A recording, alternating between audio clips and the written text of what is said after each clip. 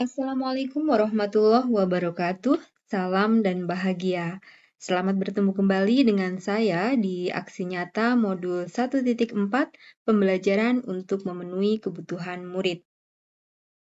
Sebelumnya perkenalkan, nama saya Salis Fathur Rohmah, CGP Angkatan 6 Kabupaten Kebumen, dengan pengajar praktik Ibu Widiriani dan fasilitator Ibu Hartati. Berikut kami sampaikan pelaksanaan workshop penerapan budaya positif di sekolah yang kami laksanakan pada hari Senin, tanggal 7 November 2022.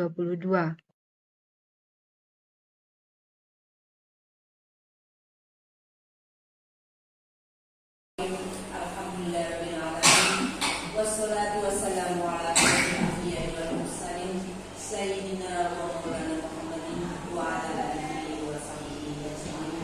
Amma ba'du. Yang terhormat Kepala SMA Negeri 1 Kedong, yang kami hormati segenap Wakil Kepala Sekolah SMA Negeri 1 Kedong, dan yang kami hormati pula seluruh Bapak Ibu Guru SMA Negeri 1 Kedong yang hadir pada kegiatan pada sore hari.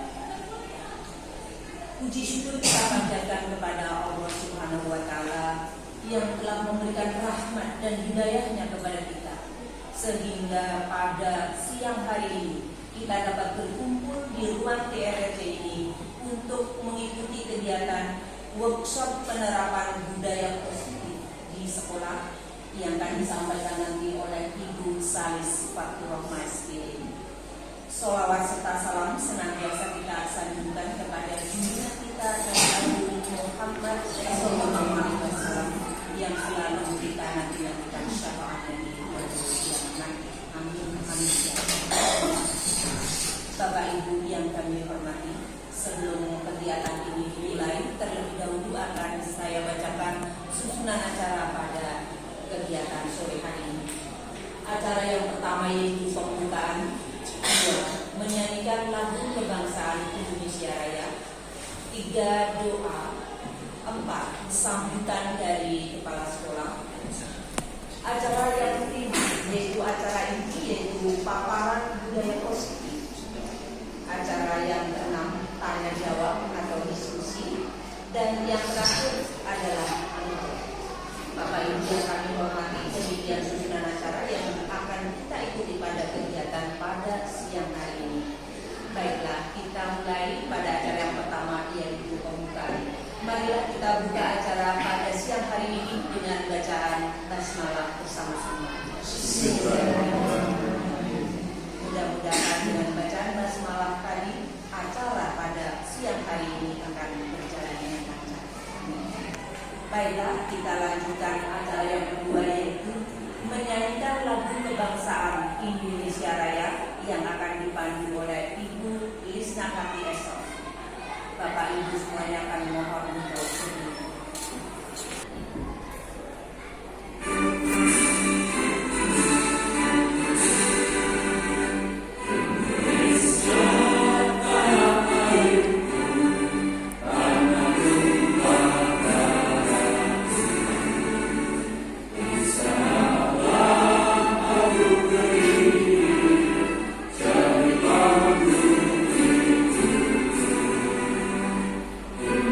Yes.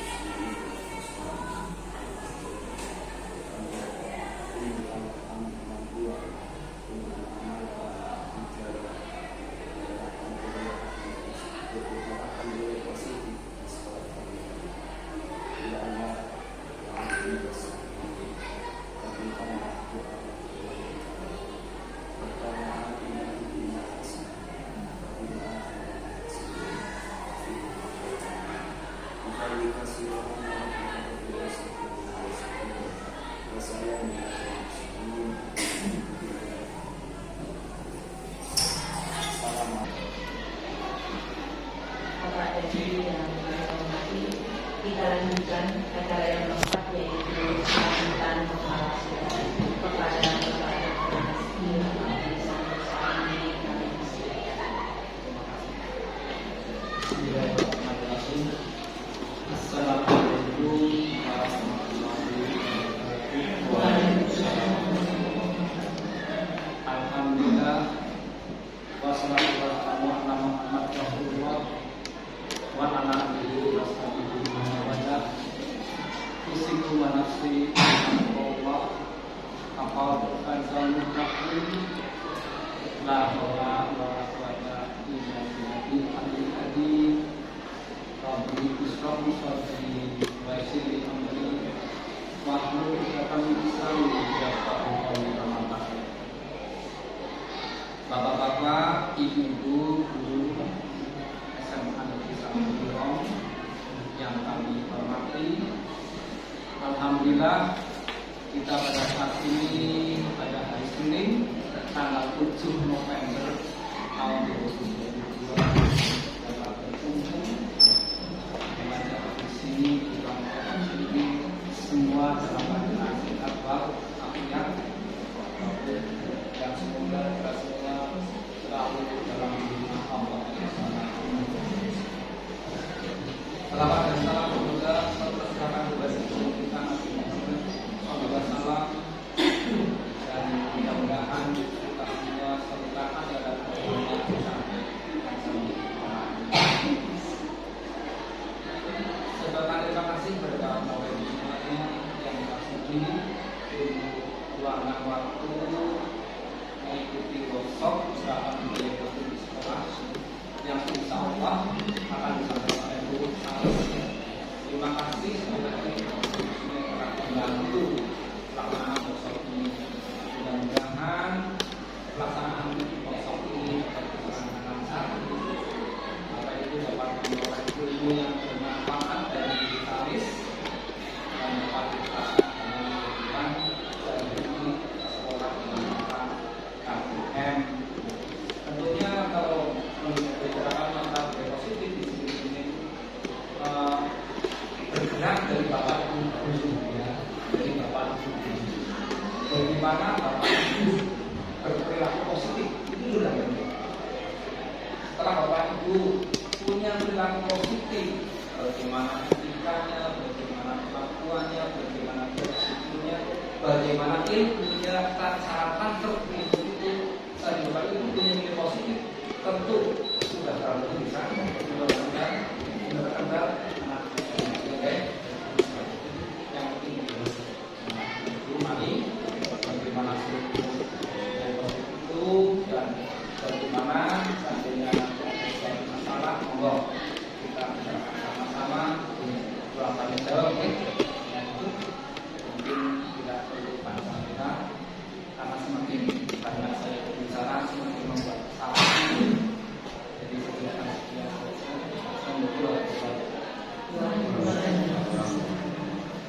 Terima kasih dan ucapkan kepada Bapak yang telah mengucapkan sambutannya di acara kegiatan pada siang hari ini.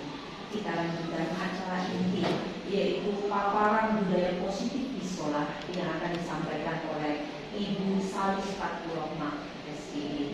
Kami persilakan Ibu Salis. Assalamualaikum warahmatullahi wabarakatuh. Waalaikumsalam. Yang berhormat Bapak Kepala SMA Negeri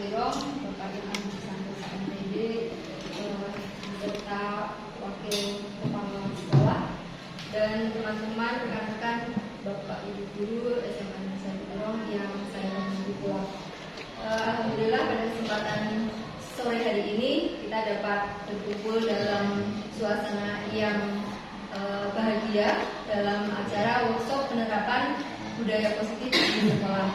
Pertama kali saya juga mengucapkan terima kasih kepada Bapak Ibu sekalian yang telah berkenan menghadiri undangan kami. Langsung saja ya Bapak Ibu untuk kegiatan workshop penerapan budaya positif di sekolah. Ya, mungkin Bapak Ibu sudah dari pagi mengajar agak capek ya. Kita sejenak untuk bermain-main, yaitu kita mau sebutkan nama makanan biar merasa enjoy gitu ya. Jadi ingat makanan, bayangan kita ke makanan dengan huruf awalnya adalah huruf akhir dari makanan yang telah disebutkan.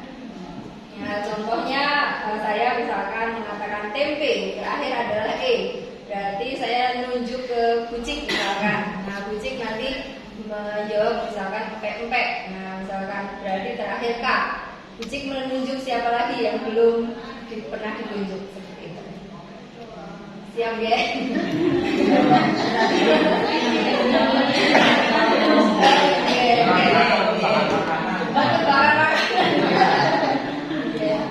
Makanan.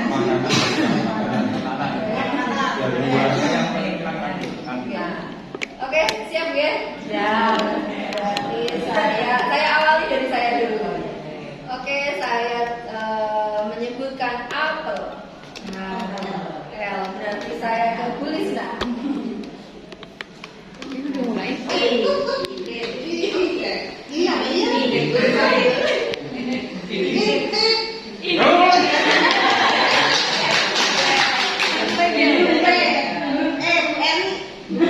Intip P. Ayo lempar ke siapa? Ke kuliner mangga.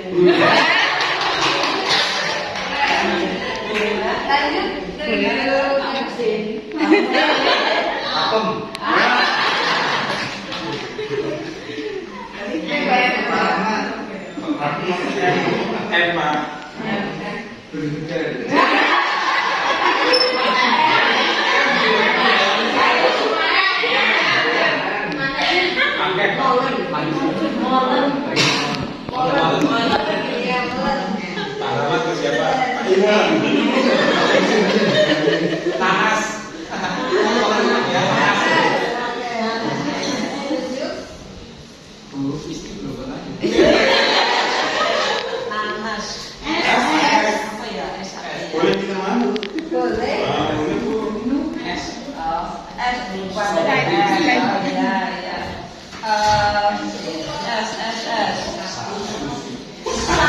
Sambal terasi.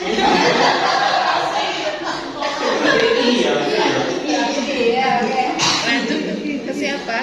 Nur.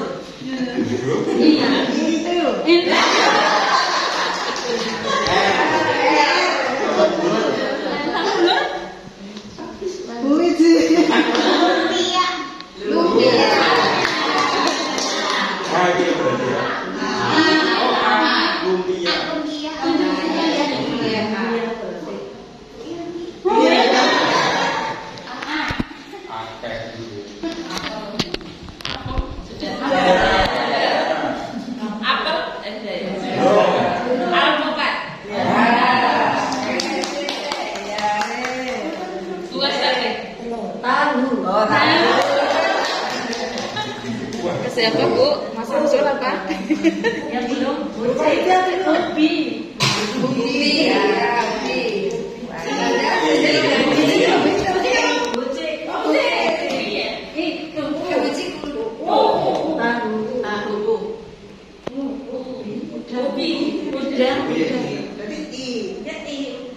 Ubi.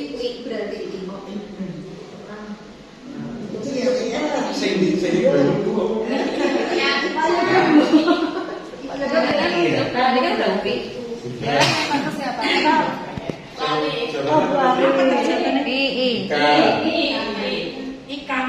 Ya. Tunjuk yang lain. Yang belum bisa juga. Suci.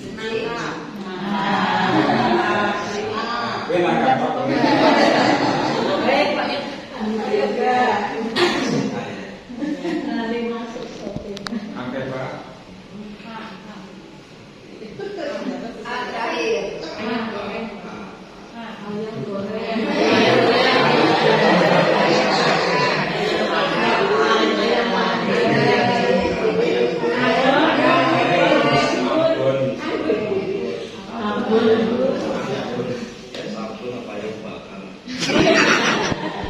Ya, berarti semua ya. Jadi sudah fresh lagi ya, menyampaikan waktu yang kita butuhkan sekitar 1 jam. Bagaimana, setuju atau kurang banyak? Oke, kurang lebihnya semacam itu. Nanti kalau memang sudah selesai, ya alhamdulillah kita tutup gitu aja ya. Untuk yang kedua, diperbolehkan menjawab telepon atau selanjutnya langsung ke tujuan kegiatan.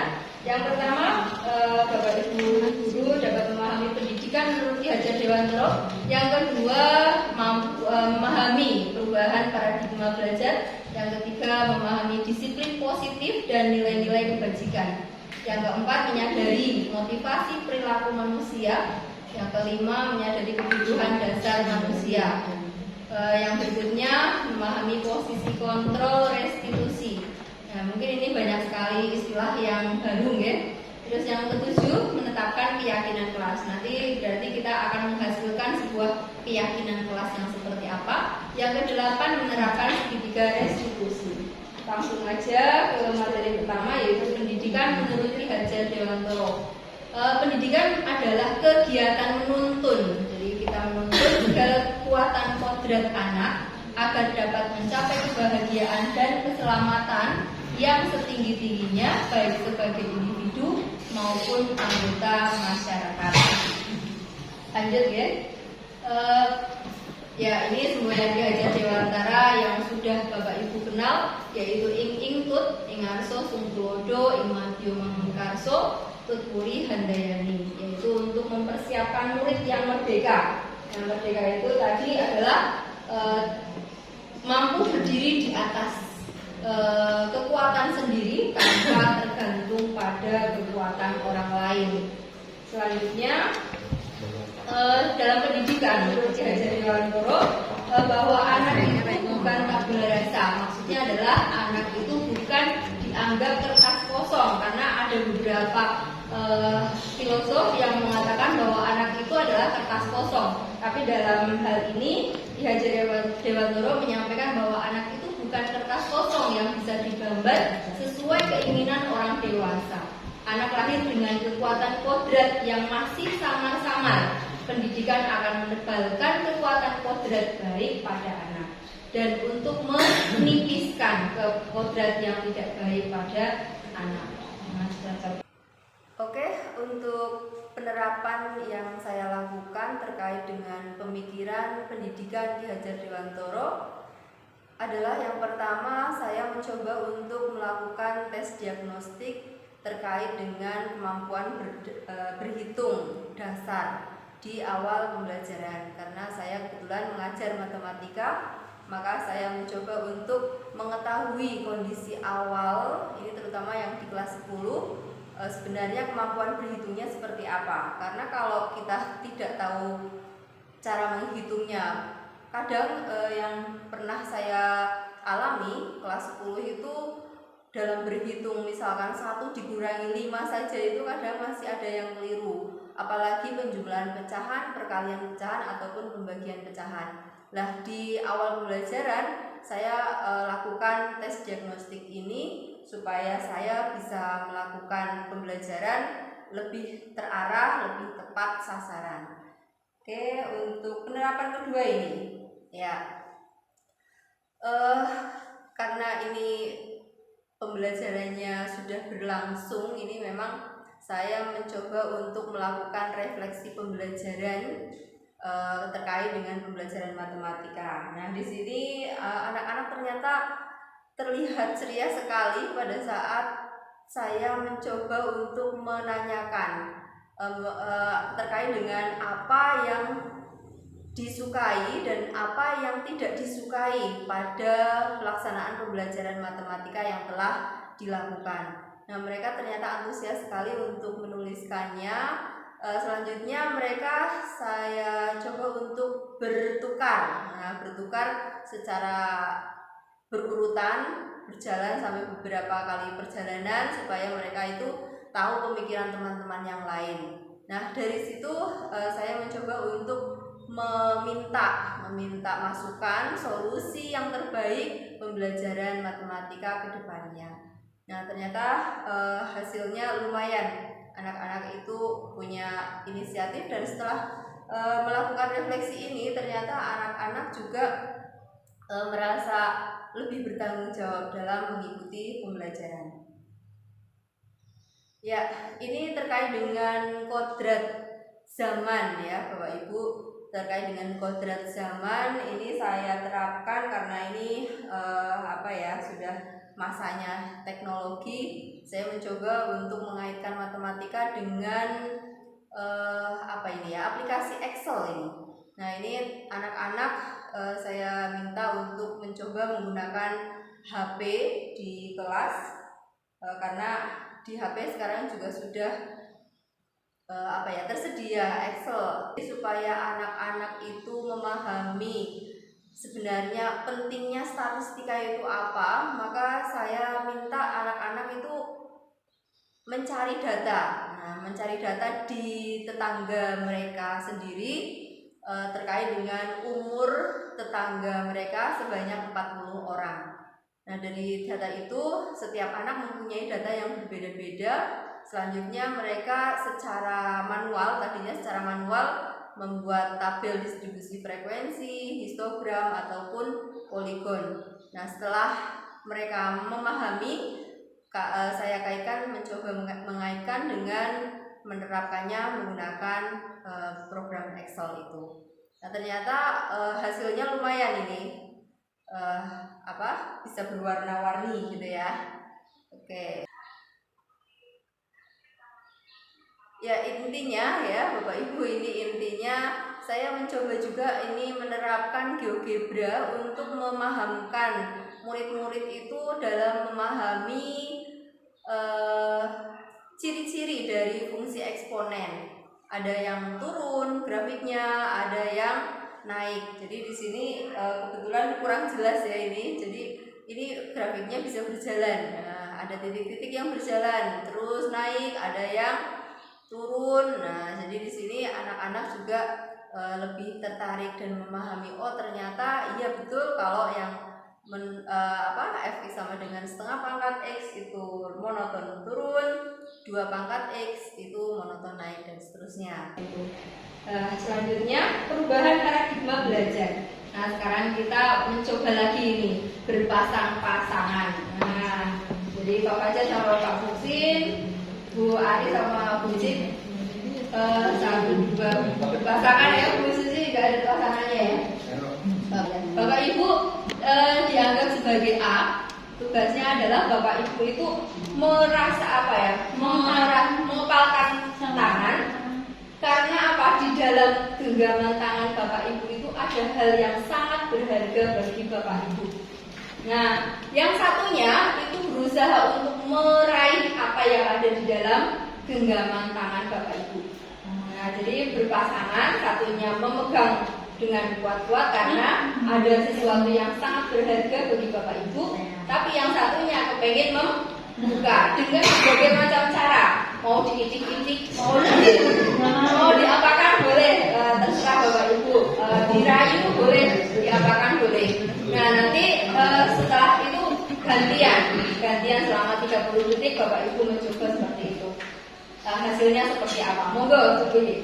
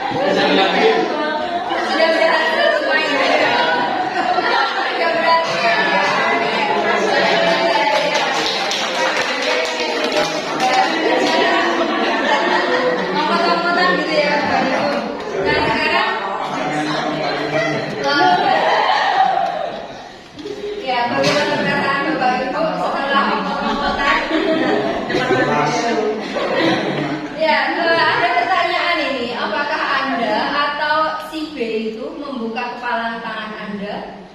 Kalau iya, mengapa? Nah, terus kalau tidak, mengapa? Dalam kegiatan ini sesungguhnya siapa yang memegang kendali atau kontrol untuk membuka atau menutup kepalan tangan? Nah, ini pertanyaannya 3. Kita tolong yang mau menanggapi pertanyaan ini siapa, monggo? Oke, bener, monggo. Terlalu kuat. Yang jawabnya. Oke, yang membuka terlalu kuat alasannya. Oke, terus terbuka. Yang ketiga, siapa yang memegang kendali menurut Gunur? Siapa yang memegang kendali atau kontrol untuk membuka atau menutup? Menurut Gunur siapa? Ya, orang yang punya hak itu tadi. Yang memegang kepala. Oke, mungkin ada yang berbeda pendapat. Ada yang berisi. Saya bisa dibuka ya tadi ya. Ya dengan sekuat tenaga Bu Eri membuka saya karena kebetulan tangan saya sakit. Tidak, sebenarnya saya membuka kenapa? Karena menurut saya walaupun yang ada di genggaman saya itu sesuatu yang benar-benar berharga, tapi saya sebagai manusia saya tidak bisa memegang apa yang berharga itu untuk saya sendiri. Jadi biar orang lain bisa nanti melanjutkan ke yang lain. Mungkin anak saya.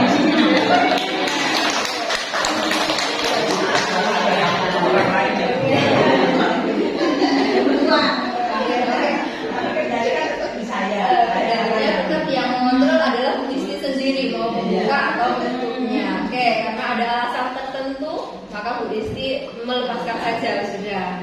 Oke, jadi di sini ternyata ada Bapak Ibu itu ada kesempatan membuka yang bisa, menutup juga bisa, tapi ternyata ada yang membuka, ada yang menutup, tergantung pada kontrol kita masing-masing. Kebutuhan apa yang sedang kita hadapi? Ternyata seperti itu. Saya butuhnya untuk generasi penerus, maka saya harus melepas. Oh, saya nggak kuat, ternyata terlalu kuat, ya sudah lepas saja, misalkan seperti itu. Atau mungkin ada yang saya mau kuat, ya pokoknya tetap pegang terus. Nah, seperti itu. Jadi kontrol itu ternyata ada pada diri kita, bukan dari kontrol bukan kontrol dari orang lain. Ya, Jadi kalau Bu Lina malah ini setelah diitik-itik juga kuat, ya. Tapi setelah itu merasa kasihan mungkin terhadap saya. Karena kasihan itu ternyata. Iya. Oke, jadi ada alasan. Jadi dibuka melas. Nah, di sini ada istilah teori kontrol menurut Dr. William Glasser. Ada perubahan paradigma belajar. Bapak William Glasser itu seorang psikiater dan pendidik yang meluruskan beberapa miskonsepsi tentang makna kontrol. Makna kontrol yang pertama, ilusi guru mengontrol murid. Ilusi itu apa ya? Khayalan. Jadi itu belum tentu benar, bahwa anggapan bahwa guru itu sepenuhnya mengontrol murid. Terus yang kedua, ilusi bahwa semua penguatan positif, efektif dan bermanfaat. Yang ketiga, ilusi bahwa kritik dan membuat orang merasa bersalah dapat menguatkan karakter. Nah, ini Bapak Ibu sudah bisa membayangkan sendiri lah, Bapak Ibu. Yang keempat, ilusi bahwa orang dewasa memiliki hak untuk memaksa. Nah, kadang semacam itu. Nah, di sini ada perubahan paradigma belajar, yaitu biasanya yang selama ini kita pahami adalah paradigma stimulus respon. Lah, yang sekarang ini disadari yaitu adalah teori kontrol, adanya teori kontrol. Untuk stimulus respon ini ada, kita biasanya merasa kebutuhan kita itu sama, menganggap kebutuhan itu sama. Tapi pada kenyataannya kita sadari bahwa kebutuhan kita itu berbeda. Ya, mungkin ada seseorang mencari nafkah. Mencari nafkah ada karena ingin memenuhi kebutuhan makan minum anak-anaknya. Tapi ada yang mencari nafkah tujuannya apa? Untuk passion apa gitu ya.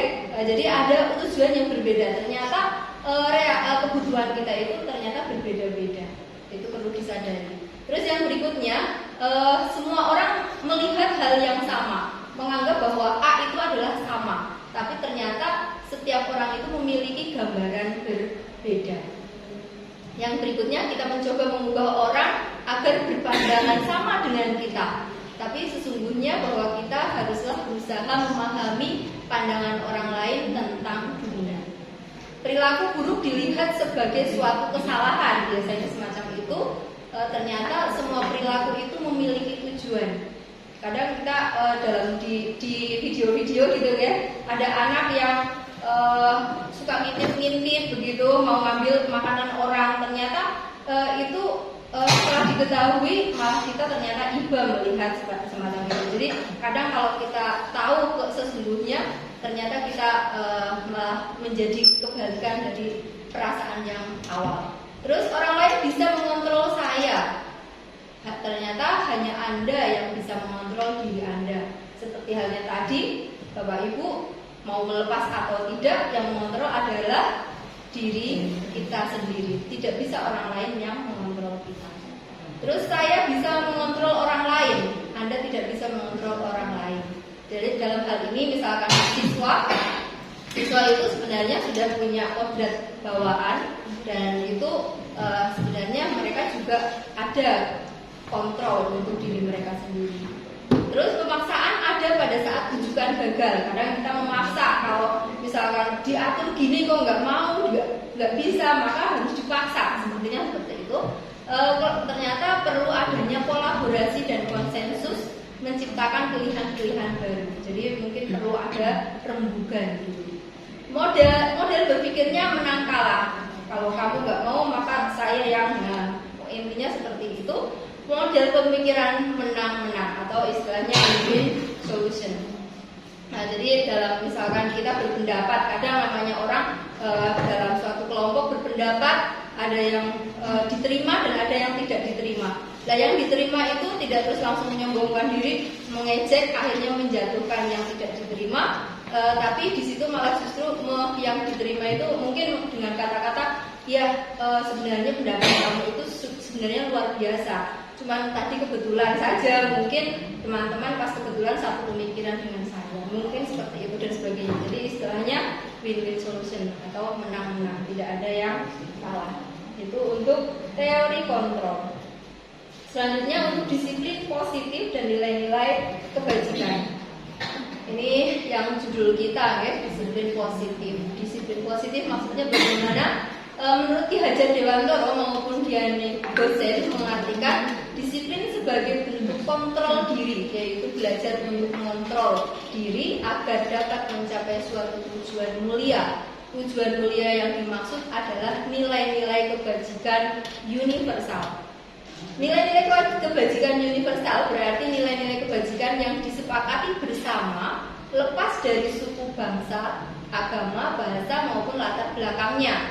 Nilai-nilai ini merupakan payung besar dari sikap dan perilaku kita, atau nilai-nilai ini merupakan fondasi kita berperilaku. Nilai-nilai. Nah, ini harapannya kita masyarakat yang saling belajar, saling merasa terikat dan terhubung satu sama lain, masing-masing mengambil tanggung jawab untuk pembelajaran dan senantiasa berusaha untuk menjadi insan yang lebih baik dari sebelumnya. Nah, terus nilai-nilai kebajikan. Nilai-nilai kebajikan adalah ini tadi menurut ini tadi sudah ya, nilai-nilai kebajikan. Ya, setiap perbuatan itu pasti memiliki tujuan. Itu menurut Dr. William Blaser. Terus dengan mengaitkan nilai-nilai kebajikan yang diyakini seseorang, maka motivasi intrinsiknya akan terbangun sehingga menggerakkan motivasi dari dalam untuk dapat mencapai tujuan mulia. Jadi di sini semacam itu nilai-nilai kebajikan yang ingin dicapai setiap anak Indonesia adalah profil pelajar Pancasila. Di sini yang sudah disepakati, sudah sesuai dengan kondisi zaman, kondisi alam Indonesia, sudah dipikirkan adalah ternyata profil pelajar Pancasila, yaitu beriman bertakwa kepada Tuhan Yang Maha Esa dan beramal mulia dan seterusnya. Selanjutnya kita memahami tentang motivasi perilaku manusia. Jadi manusia itu melakukan sesuatu itu mesti ada motivasi dari dalam dirinya. Nah, dari dalam dirinya itu motivasinya apa? Ternyata ada 3 dikelompokkannya. Yang pertama adalah menghindari ketidaknyamanan atau menghindari hukuman. Ini termasuk motivasi eksternal yang berasal dari luar. Yang berikutnya mendapat imbalan, supaya dia mendapatkan imbalan. Yang ketiga menjadi orang yang mereka inginkan dan menghargai diri sendiri dengan nilai-nilai yang mereka percaya. Nah, 2 yang atas ini termasuk motivasi eksternal. Yang terakhir adalah motivasi internal, yaitu di sini sebagai tujuan dari disiplin positif. Nah, mungkin Bapak Ibu pernah melakukan sesuatu karena menghindari hukuman. Nah, itu contohnya apa Bapak Ibu? Absen. Menghindari hukuman, tidak dapat TPG. Apalagi Pak Puji? Oke, kenapa? Banyak lagi ya. Oke, iya sama dengan saya ternyata. Terus yang berikutnya mendapat imbalan, supaya kita mendapatkan imbalan. Imbalan itu kadang juga di alam gitu kan ya, sama suami misalkan ya, melakukan sesuatu dia di alam atau tidak apa. Nah, jadi supaya mendapatkan imbalan. Mungkin Bu Yenti mau menambahkan contoh biar mendapatkan imbalan.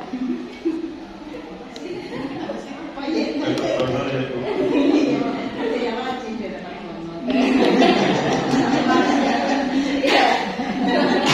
Semacam itu kan. Oke. Nah, itu motivasi eksternal. Ya, lanjut ya.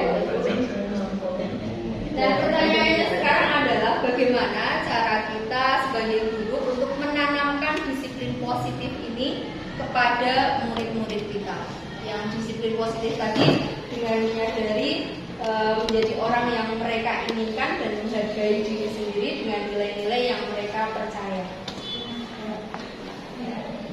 Ini ada cerita. Nah, ada cerita si Iva namanya. Iva itu tidak bisa pelajaran matematika. Terus dia itu ternyata tiba-tiba ditanya sama bapak gurunya, ternyata dia itu gugup dan tidak sengaja menjatuhkan tasnya. Terus karena gugup dia terus tidak bisa menjawab, dia malah gagap jadinya. Nah, ternyata teman-teman sekelasnya itu menertawakan Iva. Pak Seno malah membiarkan teman-teman Iva menertawakan Iva. Selanjutnya Iva malah disuruh maju ke depan dan berdiri di depan kelas sambil menunjuk hidungnya. Nah, karena tidak bisa menjawab pertanyaan Pak Seno. Kelas semakin gaduh dan anak-anak pun tertawa melihat Iva di depan kelas memegang ujung hidungnya. Nah, pertanyaannya, apakah Anda setuju dengan tindakan Pak Seno terhadap Iva? Tidak ya? Mengapa? Menjatuhkan ya, oke, menjatuhkan ya. Menurut Anda tindakan Pak Seno terhadap Iva adalah sebuah hukuman atau konsekuensi? Ini ada istilah hukuman dan konsekuensi. Maksudnya hukuman atau konsekuensi? Hukuman ya, hukuman. Mengapa?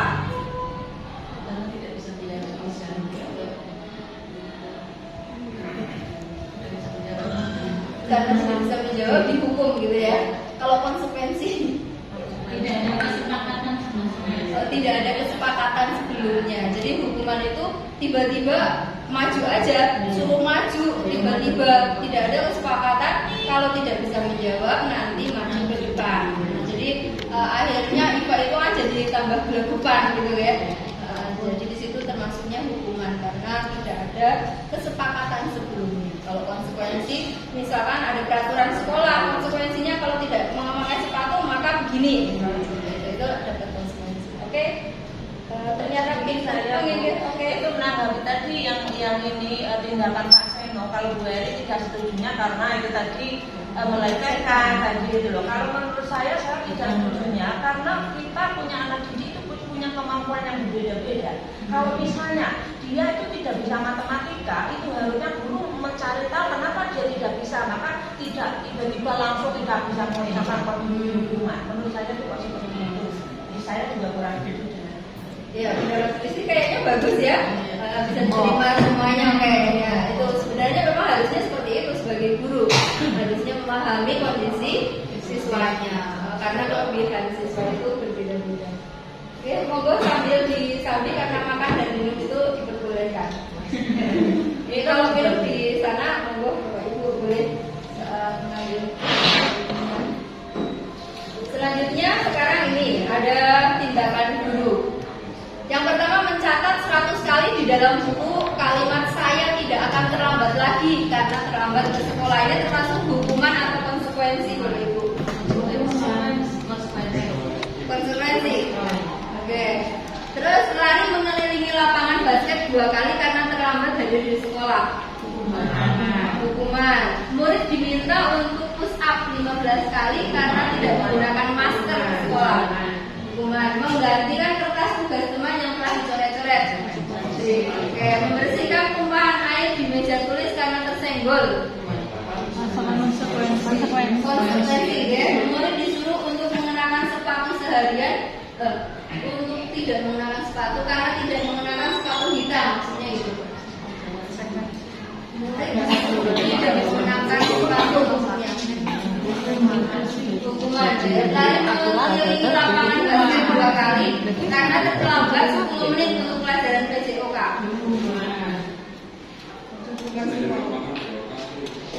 Untuk pemanasan itu kan konsekuensi kayaknya ya. Biasanya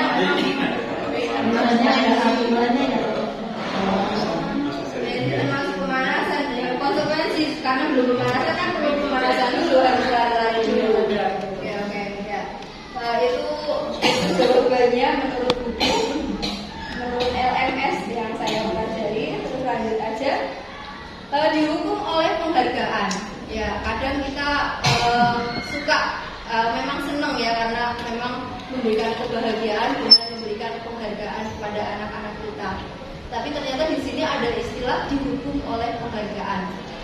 Penghargaan berlaku sama dengan hukuman ternyata di sini, dalam arti meminta atau membujuk seseorang melakukan sesuatu untuk memenuhi suatu tujuan tertentu dari orang yang meminta atau membujuk. Dorongannya eksternal dan ada faktor ketergantungan. Beberapa dampak dari pemberian penghargaan menurut Alfikon itu yang pertama, pengaruh jangka pendek dan jangka panjang. Jadi di sini menjadi anak itu ketergantungan, kalau nggak dikasih penghargaan maka dia tidak melakukan, ada semacam itu, sehingga bisa sampai jangka pendek, sampai selesainya kegiatan, atau bisa saja sampai jangka panjang. Terus penghargaan itu menghukum. Penghargaan mengurangi ketepatan. Ini berdasarkan hasil penelitian gitu Bapak Ibu. Penghargaan tidak efektif, penghargaan merusak hubungan, penghargaan menurunkan kualitas, penghargaan mematikan kreativitas, penghargaan mengurangi motivasi intrinsik. Yang saya tertarik itu penjelasan di yang terakhir, penghargaan mengurangi motivasi intrinsik.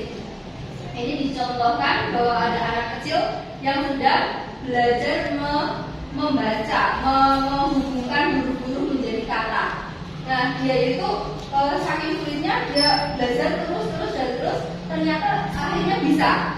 Dengan bisanya itu, dia itu terlihat wajahnya berbinar-binar bahagia sekali. Dan disitulah motivasi intrinsiknya itu muncul. Ya, karena dia itu merasa bahagia, berhasil bisa menyatukan huruf menjadi sebuah kata.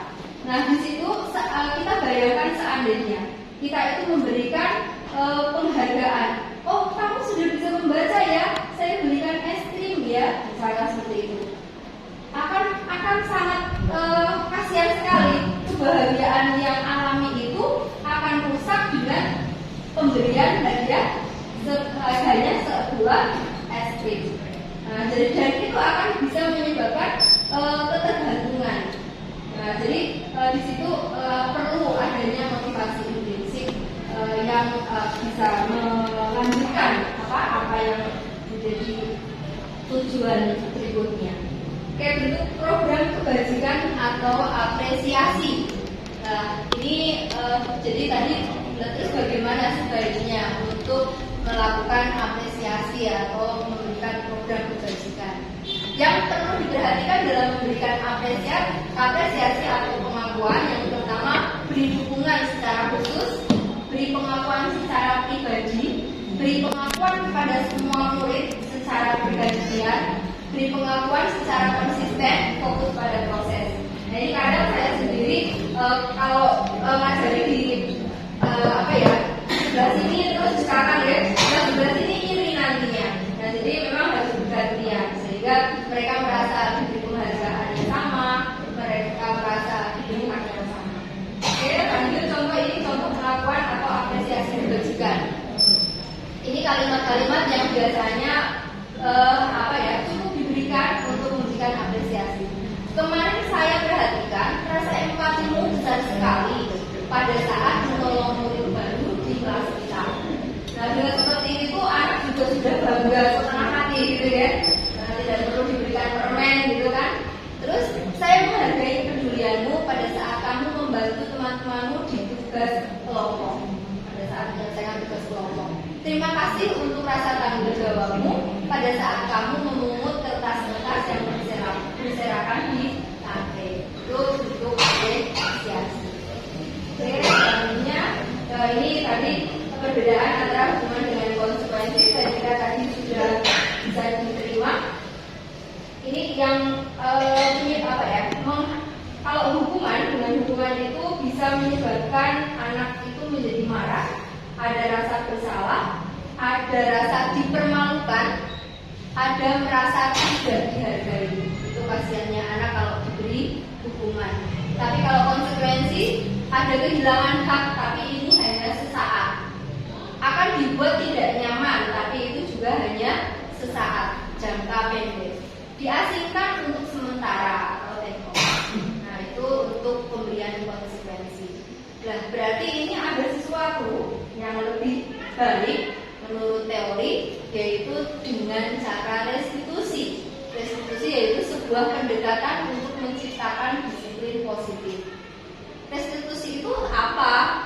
Restitusi adalah proses menciptakan kondisi bagi murid untuk memperbaiki kesalahan mereka sehingga mereka bisa kembali pada kelompok mereka dengan karakter yang lebih kuat. Itu menurut dosen tahun 2004. Restitusi juga merupakan sebuah proses kolaboratif yang mengajarkan murid untuk mencari solusi untuk masalah mereka dan membantu murid berpikir tentang orang seperti apa yang mereka inginkan dan bagaimana mereka harus memperlakukan orang lain. Nah ini pengertian dari restitusi. Kalau hukuman tadi sudah jelas membentuk identitasnya menjadi gagal karena murid merasa sakit hati dan seterusnya, akhirnya masuk dalam identitas gagal. Kalau konsekuensi sebenarnya tidak gagal, termasuk identitasnya sukses, tetapi ini termasuknya netral. Untuk restitusi itu murid menghormati dirinya dan orang lain. Ini kata-katanya kadang kayak gini, kata-kata awas kalau dilakukan lagi ya, nanti awas kamu ada ancaman semacam itu. Terus untuk yang konsekuensi biasanya lakukan apa yang saya katakan, dan muncul kata-kata semacam itu. Untuk kalau restitusi, apakah hal ini yang sesungguhnya ingin kamu lakukan? Jadi biar anak itu melakukan pemikiran. Terus di sini dengan restitusi mendorong disiplin positif, konsep dirinya menjadi lebih kuat. Murid atau anak belajar memecahkan masalah. Anak paham bahwa dirinya sendiri yang pegang kendali kontrol. Dengan restitusi ini murid tidak kehilangan waktu, namun bersemangat untuk memperbaiki diri, berupa undangan untuk mengadakan restitusi. Jadi di sini nanti guru yang mengundang murid untuk mengadakan restitusi. Terus solusinya dibuat oleh murid itu sendiri. Statusnya itu menguatkan, jadi guru menyebutkan keyakinan kelas, membimbing kerangka aku yang berpikir restitusi murid atau ciri-ciri restitusi. Yang pertama bukan untuk menebus kesalahan, namun untuk belajar dari kesalahan. Yang kedua memperbaiki hubungan. Ketiga tawaran bukan paksaan. Yang keempat restitusi menuntut untuk melihat ke dalam diri. Yang kelima mencari kebutuhan dasar yang mendasari tindakannya. Kebutuhan dasar Terus yang keenam, restitusi diri adalah cara yang paling baik. Yang ketujuh, fokus pada karakter bukan tindakan. Yang kedelapan, fokus pada solusi. 9, mengembangkan murid yang berbuat salah pada mengembalikan murid yang berbuat salah pada kelompoknya. Yang ke-10, restitusi itu menguatkan karakter murid. Nah, ini kata merdeka menurut Ki Dewantoro bahwa merdeka itu artinya tidak hanya terlepas dari perintah, akan tetapi juga cakap buat memerintah diri sendiri. Ini keyakinan kelas. Nah, di sini ada pertanyaan, mengapa kok tidak pakai peraturan kelas, tapi malah menggunakan keyakinan kelas? Dan ini yang pertama, mengapa kita contoh yang sederhana, mengapa kita memiliki peraturan tentang penggunaan helm pada saat mengendarai kendaraan roda 2? Kalau jawabannya karena peraturan, berarti itu kan belum menuju ke keyakinan, ya. Nah, dia itu bisa menjawab karena untuk keselamatan, ya, seperti itu, karena biar selamat. Itu artinya keyakinan dirinya adalah menggunakan helm supaya selamat. Yang kedua, mengapa kita memiliki peraturan tentang menggunakan masker dan mencuci tangan setiap saat? Mestinya kalau itu keyakinan, mestinya untuk menjaga kesehatan ataupun keselamatan. Dan keselamatan ataupun kesehatan ini yang dikatakan sebagai keyakinan, bukan peraturan, melainkan keyakinan, yaitu nilai-nilai kebajikan universal yang disepakati secara tersirat dan tersurat, lepas dari latar belakang suku, negara, bahasa maupun agama. Keyakinan seseorang tidak memotivasi seseorang dari dalam, lebih memotivasi, ya, keyakinan itu lebih memotivasi seseorang dari dalam daripada hanya sekedar peraturan yang tertulis saja. Nah, jadi di sini keyakinan sekolah, nanti kita akan berusaha membuat keyakinan sekolah atau keyakinan kelas sebagai fondasi dan arah tujuan sebuah sekolah atau kelas yang akan menjadi landasan dalam menyelesaikan konflik atau permasalahan di dalam sekolah atau kelas. Jadi, ya, untuk keyakinan kelas saya mencoba menerapkan di kelas 12 waktu itu. Ini hasilnya, ya. Pertama kali anak-anak saya suruh menuliskan di sticky note tersebut keyakinan kelasnya, ya. Jadi di sini langsung menuliskan keyakinan kelas, dan setelah dikelompokkan ternyata ada 3 keyakinan kelas. Ya, ini menghargai orang lain, terus ini yang bekerja sama, dan yang terakhir yang ini adalah empati terhadap orang lain. Nah, ini keyakinan kelas 12 IPS 2. Nah, jadi Bapak Ibu nanti membuat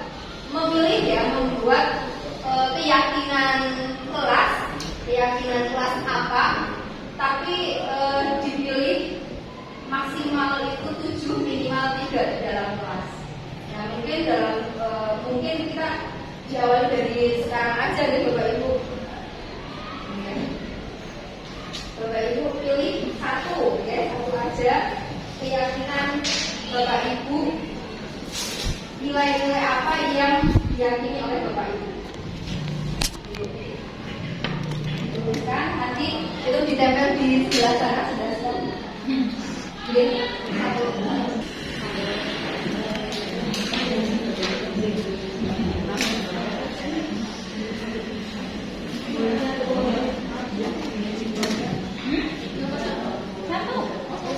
Satu aja.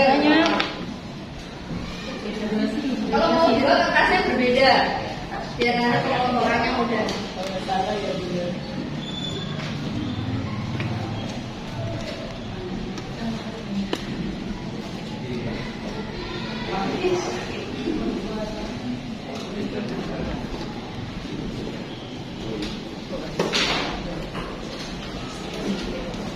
Pas ya.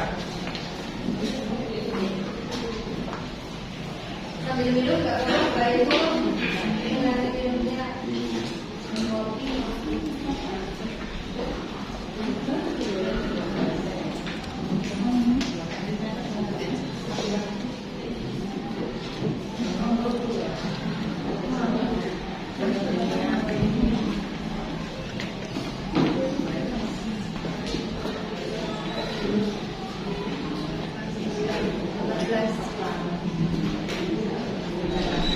Kalau dikelompokkan ini ada kemandirian dan tanggung jawab. Mandiri, kemandirian tanggung jawabnya ada 3. Menghargai itu 1, kerjasama 3, kejujuran 3. Yang paling banyak itu beriman bertakwa, kemandirian tanggung jawab. Berarti kita pilih 3 ya. Kejujuran, beriman, kemandirian.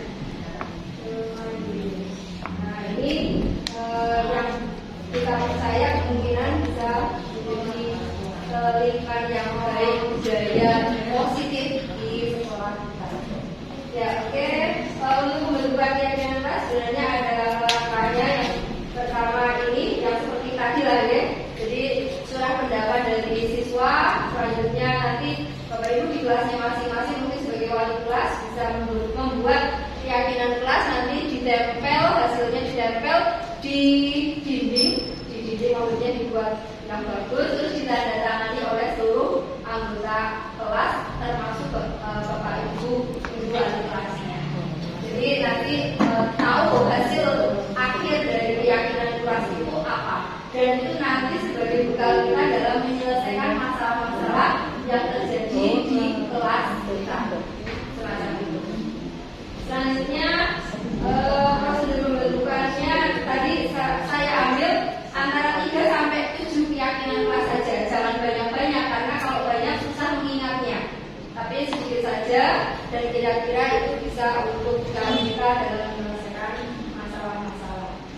Oke, contoh keyakinan sekolah ini misalkan hormat, bekerja, dan diterima dan dipilih. Misalkan di sekolah semacam itu, hormat diberi penjelasan bahwa kami meyakini bahwa sangat penting untuk menghormati semua orang dan barang milik orang lain. Nah, terus yang bekerja, kami meyakini bahwa sangat penting untuk mengerjakan segala pekerjaan atau mengikuti kegiatan yang telah ditugaskan. Diterima dan memiliki, yang dan dimiliki, kalimatnya adalah kami meyakini bahwa sangat penting untuk merasa diterima pada suatu kelompok dan saling peduli satu dengan yang lain. Ini keyakinan kelasnya bekerja. Selanjutnya ini bagian tampak seperti nggak kelihatan ya begitu. Betul. Ya, ini belakangan saja apa ya? Ya, tidak terlalu lama. Ini sebenarnya ada penjelasan kalau misalkan membuat kesepakatan atau keyakinan kelas tadi, nanti ada bayangan yang terdengar itu seperti apa. Contohnya, satu orang akan berbicara, yuk saya bantu, kita bisa selesaikan ini bersama-sama. Terima kasih, tolong ya, permisi, boleh saya pinjam, nanti akan segera saya kembalikan. Ini akan terdengar semacam itu di kelas. Terus terlihat di kelas itu berempati terhadap perasaan orang lain, memegang barang milik orang lain hanya dengan izinnya, terus mendengarkan dengan sama, senantiasa berbuat baik, berbagi, dan lain-lain. Terus untuk yang perilakunya akan terlihat tersenyum ramah, memberikan salam hormat atau berjabat tangan, memberikan ruang bekerja, postur tubuh yang tenang. Nah ini nanti ini juga hasil dari rembukan dengan anak-anak. Oke, ini sudah pendapat dari anak-anak. Yang terdengar sebaiknya apa, yang terlihat sebaiknya apa, perilakunya sebaiknya apa. Terus di sini juga bisa dengan tampak seperti atau tidak tampak seperti. Misalkan tampak seperti tekun bekerja dan menyimak guru, tidak tampak seperti tidak mendengarkan guru dan acuh tak acuh. Ini teorinya semacam itu. Selanjutnya dengan surat pendapat ini juga bisa dituliskan guru tugasnya apa, nanti murid tugasnya apa, supaya apa? Murid-murid kita itu menyadari tugas dan tanggung jawab, hak dan tanggung jawab mereka. Mereka berhak untuk belajar, mencoba menghasilkan yang terbaik dari diri dan seterusnya untuk Bapak Ibu guru dengan mengajar, mendidik, menjawab pertanyaan, memberi nilai dan seterusnya. Ini guru juga tugasnya bukan menyakiti atau disakiti, bukan, menyakiti atau disakiti juga. Murid juga tidak mengeluh, guru tidak memaksa kamu untuk belajar dan seterusnya. Tapi kesadaran murid sendiri. Jadi ini contohnya. Nah, materi yang berikutnya yaitu tentang kebutuhan dasar manusia. Kebutuhan dasar manusia.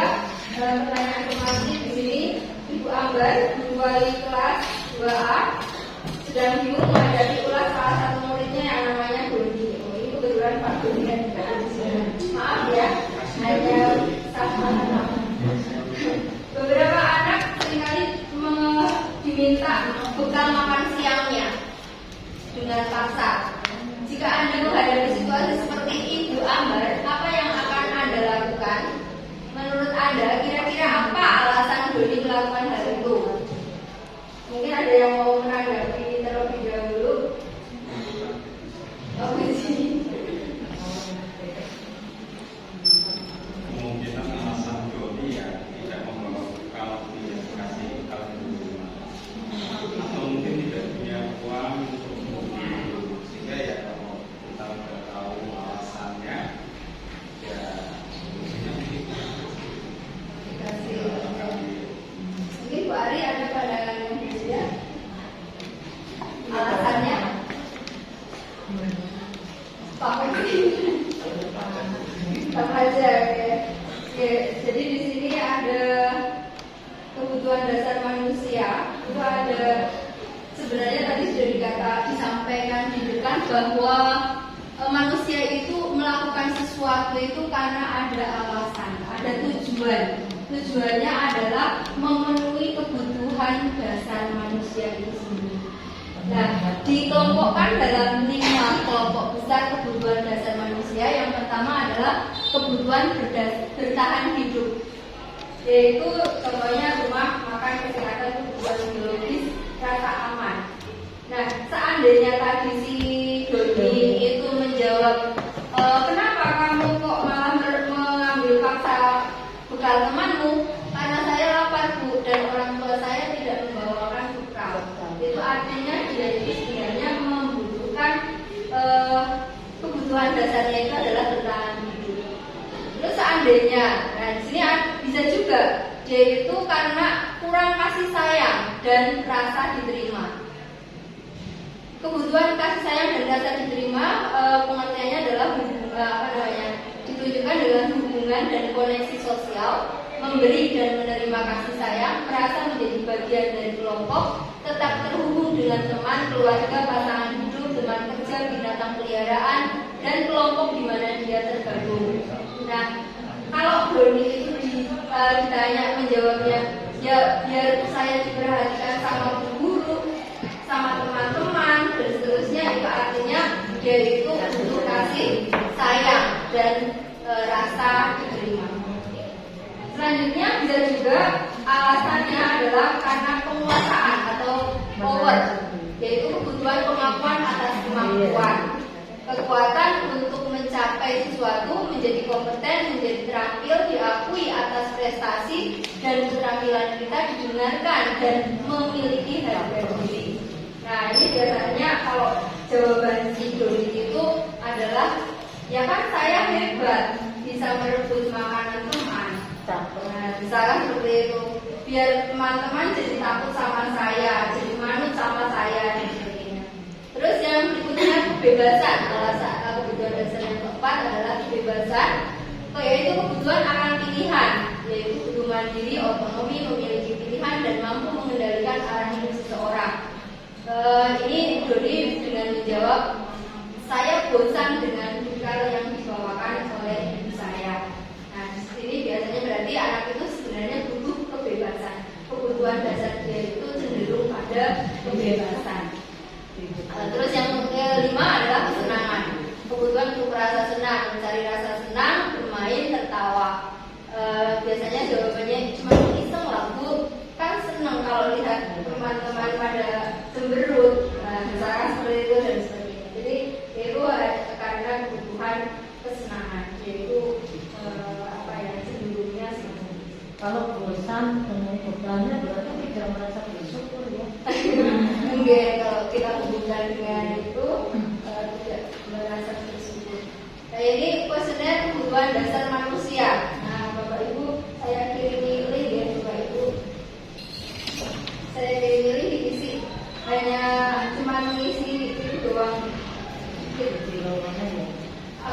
Kalau mau istirahat dulu ya, sholat dulu ya. Ya, ini ditutup dulu apa gimana apa? Lanjut aja. Oh, tutup dulu. Ya. Berarti ini lanjut.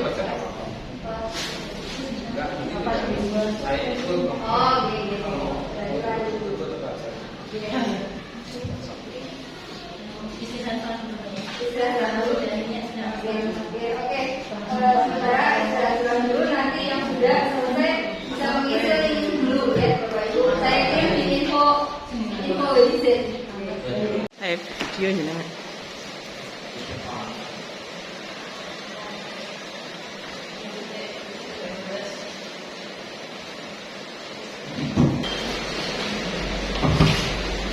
Ya, untuk posisi kontrol restitusi ada 5 posisi kontrol, yaitu sebagai penghukum, pembuat merasa bersalah, teman, memantau, ataupun manajer.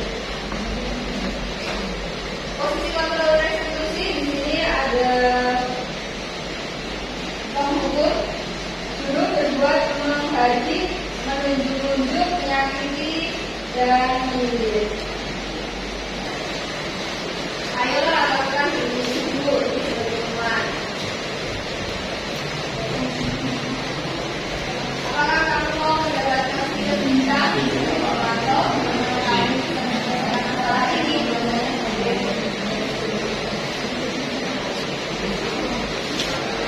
Perbedaan pemantau dengan manajer. Kalau pemantau itu biasanya didasari pada peraturan, kalau manajer didasari pada nilai-nilai. Pemantau biasanya memberikan konsekuensi atau harga. Biasanya mengatakan kalau kamu tidak ini maka seperti ini. Memberikan sesuatu yang membuat tidak nyaman meski saat.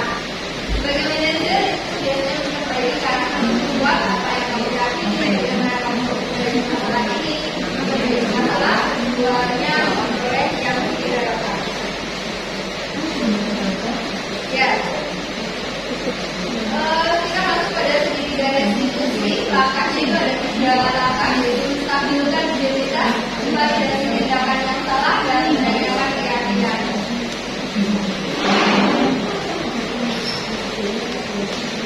Oke, ini biasanya digambarkan dalam segitiga restitusi. Ya.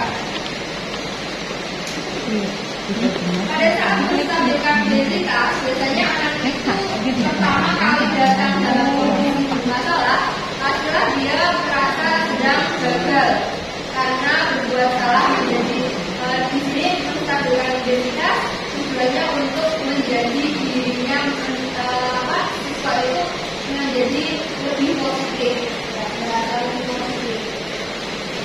Kata-kata yang biasanya digunakan adalah berbuat salah itu tidak apa-apa, tidak ada manusia yang sempurna, saya juga pernah melakukan kesalahan seperti itu.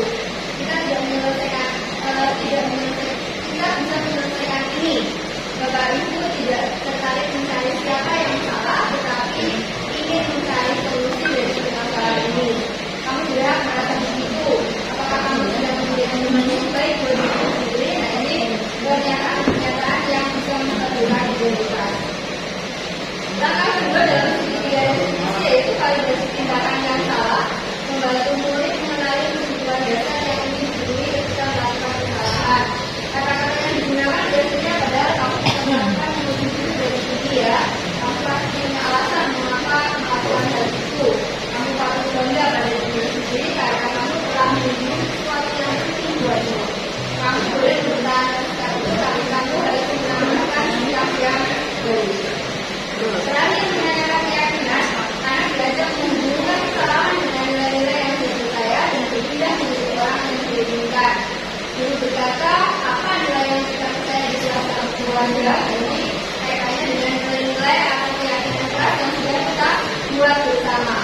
Apa nilai-nilai yang kita telah sepakati, apa yang kita kenal kelas yang ideal, kamu mau jadi orang yang seperti apa, yang seperti apa yang kamu inginkan, dan sebagainya. Ini dalam mempraktekkan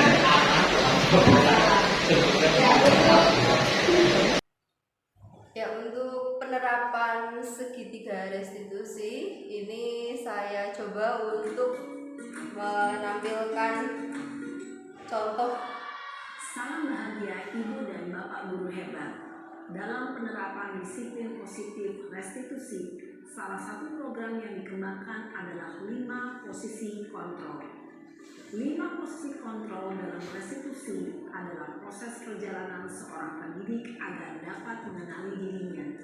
Pada video kali ini, kita akan membahas tentang 5 posisi kontrol yang dikembangkan oleh Diane Gossen dan contoh penerapannya.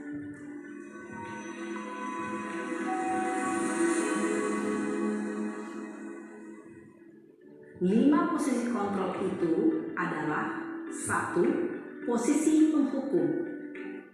Langsung saja ke posisi penghukum. Naren, sini kamu. Selamat pagi, Bu. Selalu terlambat. Kamu deh, pasti terlambat. Maaf, Bu. Saya Apa? Apa coba? Alasan kamu apa lagi? Kapan sih kamu tidak terlambat? Malas sekali ya kamu jadi anak. saya Dasar pemalas. Gak kapok-kapok sih kamu. Sudah berapa kali terlambat? Sana, kamu keliling lapangan basket 2 kali. kenapa saya harus keliling lapangan basket, Bu? Kenapa? Kamu mau lawan ibu? Berani-beraninya jawab.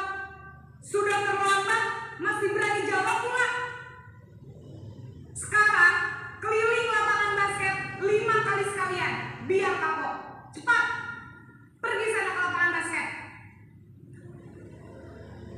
Posisi penghukum biasanya berbicara dengan nada tinggi, menghardik, menunjuk-nunjuk, menyakiti, dan menyindir.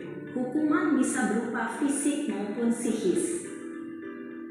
Ibu dan Bapak Guru hebat, dampak yang terjadi pada murid ketika guru berada pada posisi penghukum adalah murid cenderung akan memberontak, bahkan menyimpan dendam.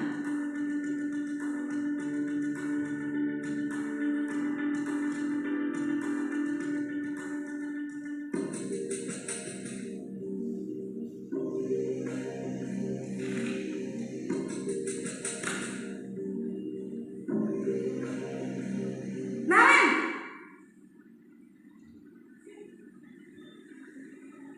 Selamat pagi, Bu.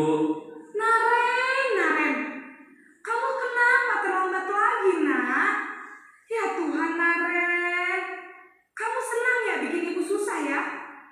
Kalau kamu terlambat lagi, nanti ibu yang ditegur Bapak Kepala Sekolah, nak.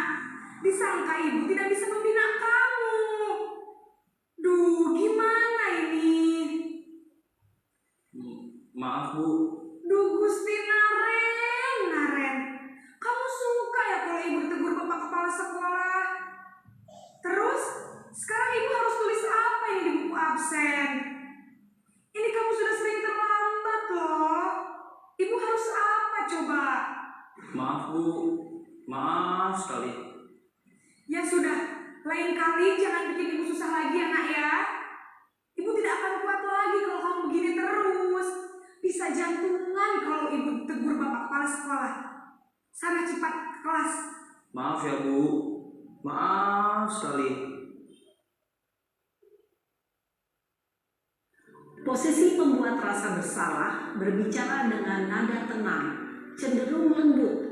Namun kata-kata yang diutarakan membuat murid merasa menjadi orang yang gagal.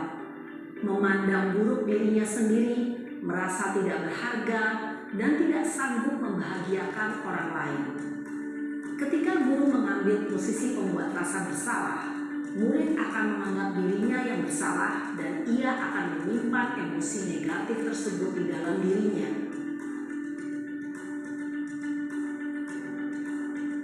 Posisi teman sekarang ya.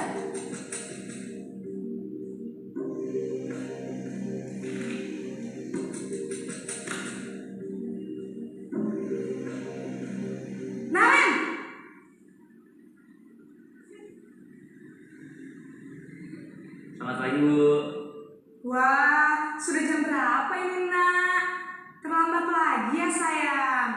Iya Bu, habis ibu saya lupa membangunkan saya Bu. Kamu malah menyalahkan ibu kamu. Kamu bukannya anak yang larinya paling kencang. Kok terlambat sih? Iya Bu, saya memang terlambat bangun tadi. Jadi biarpun saya lari kencang, tetap gak kekejar Bu. Ya sudah sana. Nanti lain kali larinya lebih kencang lagi ya. Biar gak terlambat lagi. Bikin senang ibu. Demi ibu. Bisa kan? Bisa lah Bu. Ya sudah sana masuk kelas. Ibu beresin urusan absen kamu. Kamu ini ada-ada saja. Dalam posisi teman, guru berbicara dengan nada suara ramah, akrab, cenderung bersenda gurau untuk menjaga suasana tetap santai. Murid akan merasa senang, aman, dan akrab dengan guru. Identitas yang tercipta adalah identitas sukses atau berhasil. Namun, perlu diingat, karena ini masih dorongan eksternal, maka ada faktor ketergantungan dari murid kepada orang tertentu. Di sini guru aksennya, sehingga di lain waktu murid bisa berperilaku baik, namun hanya kepada orang-orang tertentu saja.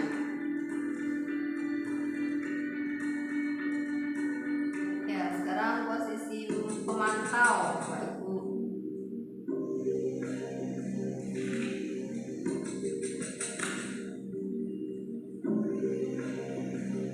Naren!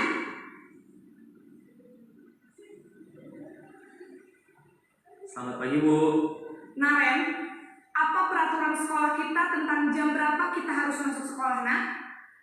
Kita harus di sekolah jam 7 Bu. Iya betul, sekarang sudah jam 7.20. Naren sudah tahu konsekuensinya jika terlambat hadir. Paham Bu, saya harus tinggal kelas pas jam istirahat selama 20 menit. Iya benar, konsekuensinya demikian.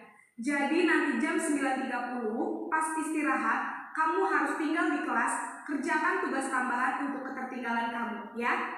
Baik Bu. Posisi pemantau mengandalkan penghitungan atau data untuk mengontrol murid. Guru mengarahkan murid berdasarkan peraturan dan konsekuensi. Seorang pemantau menunjukkan bahasa tubuh dan ekspresi wajah yang datar dan cenderung formal.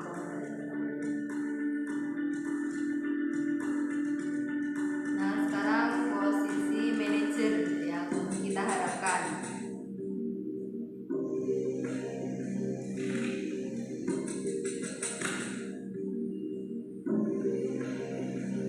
Naren!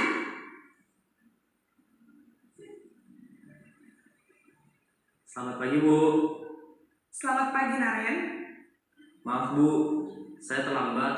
Iya, sekolah masuknya jam 7, sekarang sudah jam 7.20.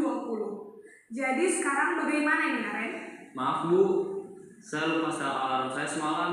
Baiklah, menurut kamu, keyakinan sekolah yang mana yang perlu kamu tingkatkan? Menghargai diri sendiri dan orang lain mungkin ya Bu. Setuju. Jadi, apakah Naren meyakini prinsip saling menghormati tersebut? Iya Bu, saya meyakininya. Apakah Naren bersedia memperbaiki masalah keterlambatan ini? Bersedia Bu.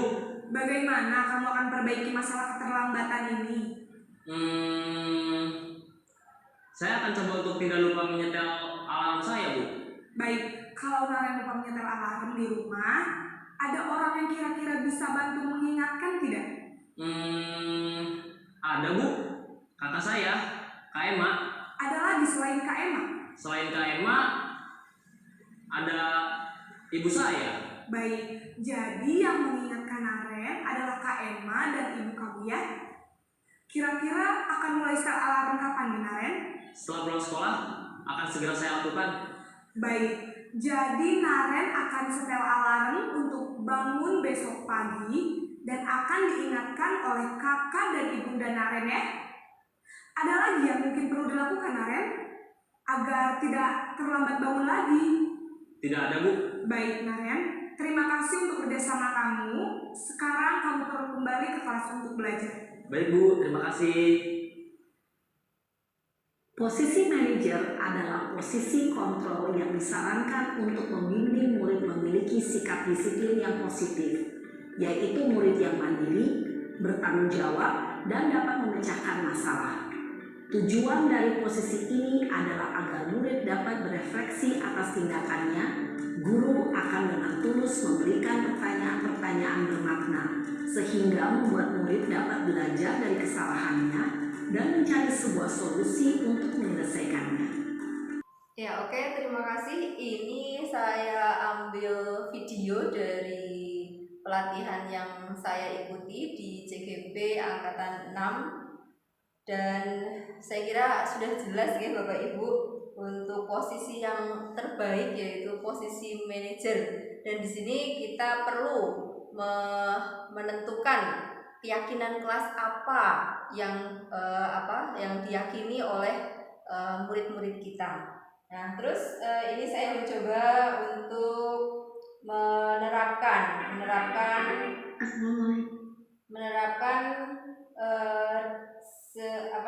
posisi kontrol.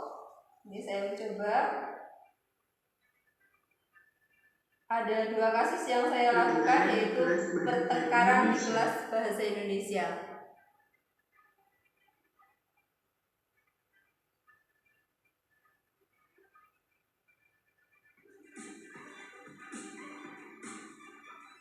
Nah, ini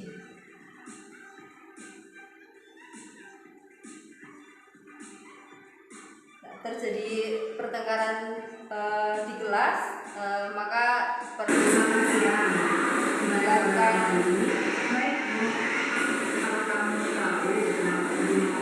Ya, ini suaranya kurang begitu jelas karena dalam kondisi hujan ini. Ya, diikat aja ya, Ibu, biar lebih cepat selesai. Intinya sudah tahu bagaimana melakukan posisi kontrol sebagai manajer. Ini ada kasus kedua.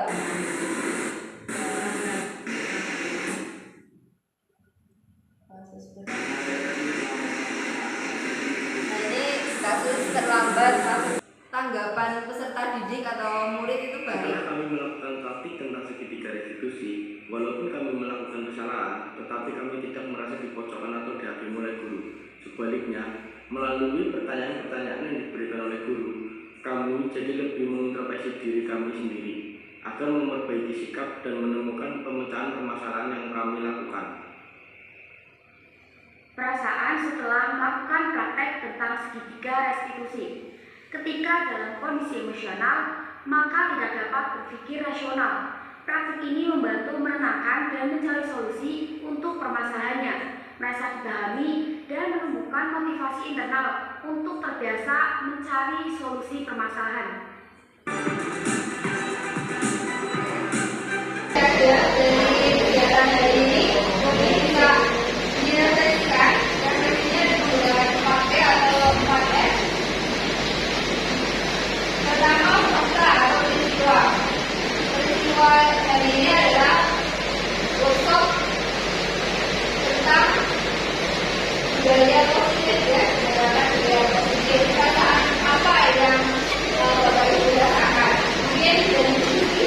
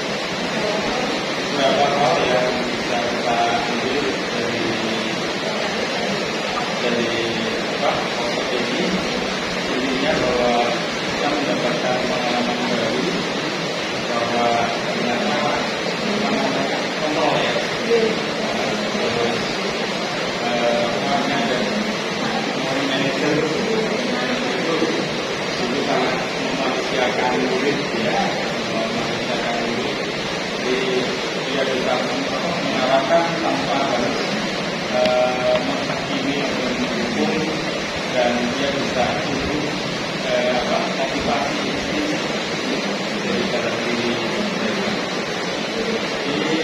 Ini bisa kita terapkan pada pembelajaran kita, dan ini sebetulnya ya merupakan paradigma baru ya.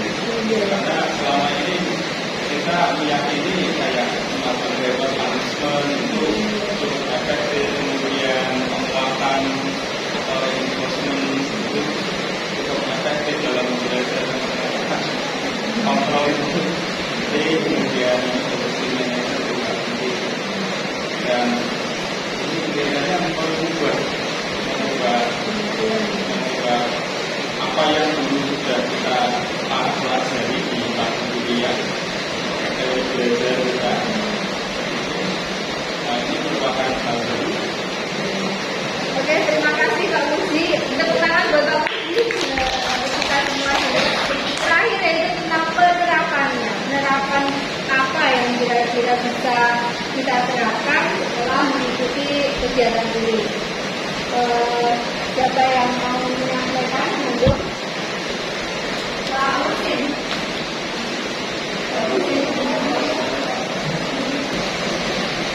Ini penerapannya salah satunya dalam rangka membuat kesepakatan atau peraturan jelas. Kalau biasanya mungkin ada tata tertib yang membuat itu dari sekolah atau guru. Dari konsep yang tadi itu bisa melibatkan siswa dalam membuat peraturan. Jadi peraturan itu tidak hanya dibuat oleh sepihak, tapi kedua pihak. Nah, ini mungkin dengan jalan seperti itu siswa akan lebih mudah menerima dan dia akan lebih berkomitmen untuk menaati peraturan tersebut. Ya, alhamdulillah sampai di penghujung acara pada hari ini. Terima kasih atas perhatiannya, semoga bermanfaat juga. Terima kasih juga bersama Indonesia Maju.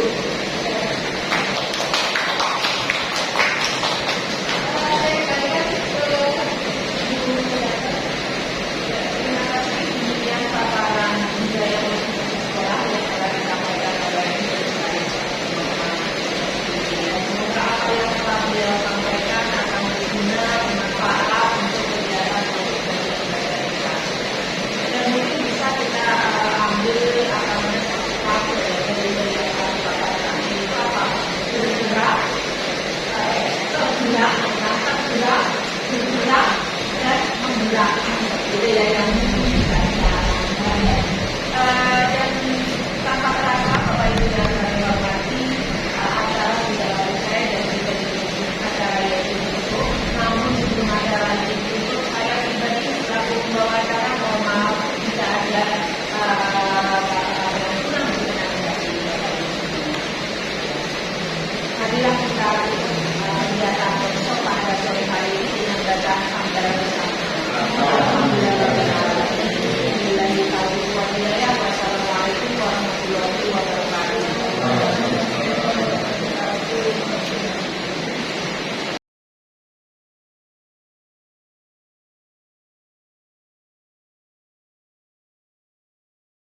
Wassalamualaikum warahmatullahi wabarakatuh. Assalamualaikum warahmatullahi wabarakatuh. Saya Pujono SPD, guru fisika SMA Negeri 1 Klirong. Saya kemarin mengikuti workshop yang diselenggarakan oleh calon guru penggerak. Sebagai narasumber Ibu Salis Fathurrahmah SPD MPD. Materinya tentang penerapan budaya positif di sekolah.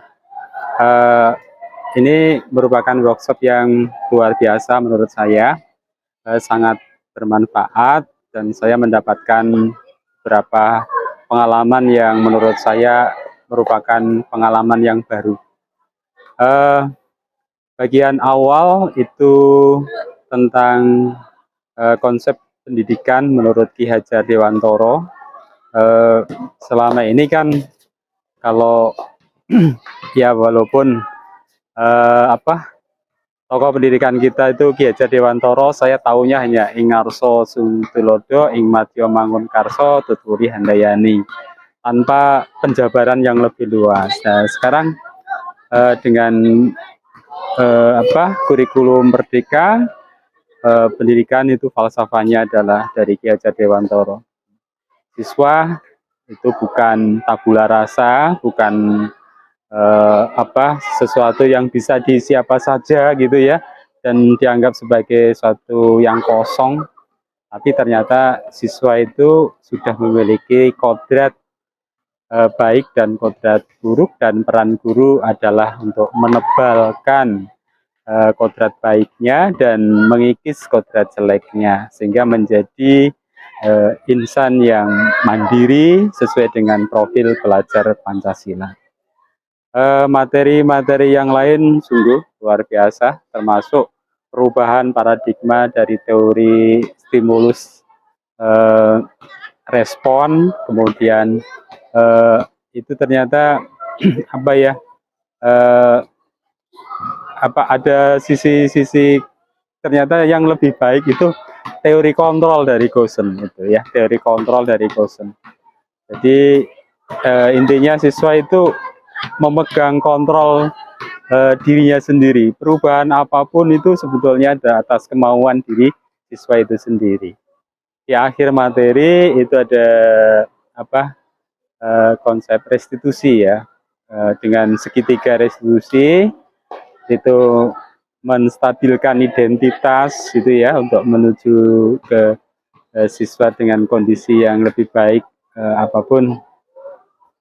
Itu harus apabila siswa itu melakukan kesalahan ya, belum berbuat hal yang positif, maka untuk menjadi positif dia itu bisa merubah untuk menjalani satu serangkaian proses ya. Bahwa yang pertama itu menstabilkan identitas itu ya, diyakini kalau berbuat salah itu ya wajar, karena memang manusia itu bukan makhluk yang sempurna.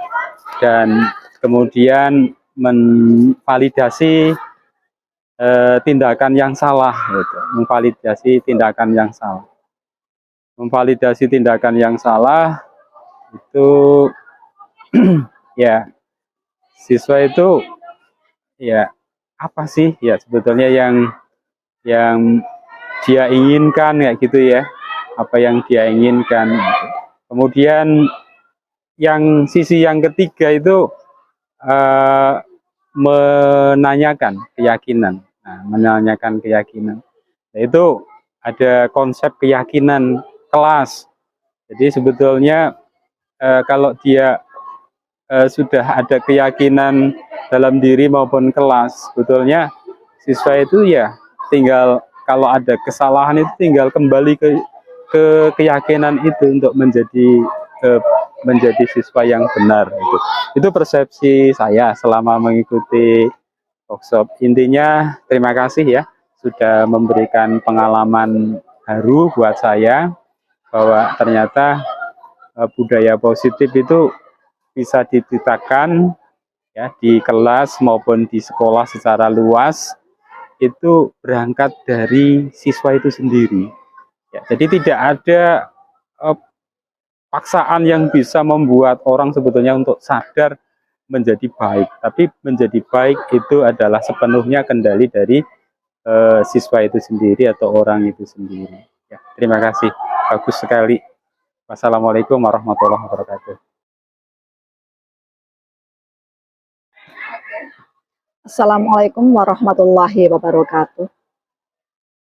Setelah kami mengikuti paparan workshop penerapan budaya positif di sekolah yang disampaikan oleh Ibu Salis Fathur-Rohmah SPD, banyak sekali ilmu-ilmu yang bermanfaat yang bisa kami ambil, yang bisa diterapkan di sekolah.